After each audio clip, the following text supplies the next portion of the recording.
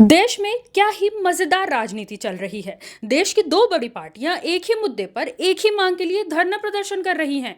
कांग्रेस कह रही है कि महिला आरक्षण बिल लागू करो। बीजेपी भी कह रही है कि महिला आरक्षण बिल लागू करने दो।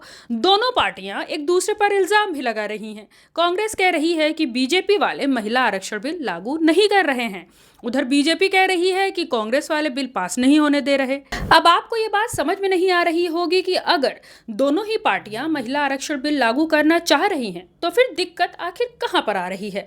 दरअसल महिला आरक्षण विधेयक, जिसे नारी शक्ति वंदन अधिनियम कहा गया है, उसे 2023 में ही संसद के दोनों सदनों में सर्वसम्मति से पास किया जा चुका है और राष्ट्रपति के हस्ताक्षर के बाद वो कानून भी बन गया था। लेकिन कानून नोटिफाई नहीं हुआ और इसलिए ये व्यवहारिक रूप में अमल में नहीं था। कानूनी जानकारों के मुताबिक बिना अमल में आए किसी कानून में संशोधन नहीं किया जा सकता।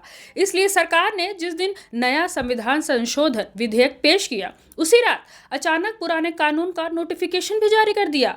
अब इसी मुद्दे पर दोनों ही पार्टियों में विवाद चल रहा है। भाजपा चाहती है कि लोकसभा में सीटों की संख्या 543 से बढ़कर 850 कर दिया जाए, तब महिलाओं को 33% आरक्षण मिले। यानी पहले सीट बढ़ाएंगे, सीट बढ़ाने के बाद 33% आरक्षण देंगे। जबकि कांग्रेस कह रही है कि जो सीट्स अभी है उसी में महिलाओं को 33% आरक्षण दो।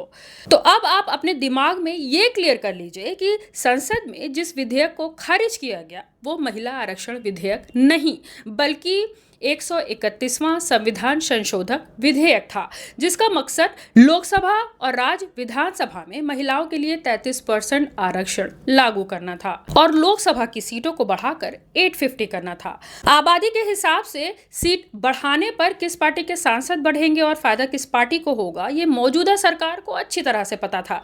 इसलिए मौजूदा सरकार महिला आरक्षण के नाम पर डिलिमिटेशन कराना चाह रही थी। यानी एक तीर से दो निशाने, एक तरफ महिलाएं खुश और दूसरी तरफ सांसदों में बढ़ोतरी।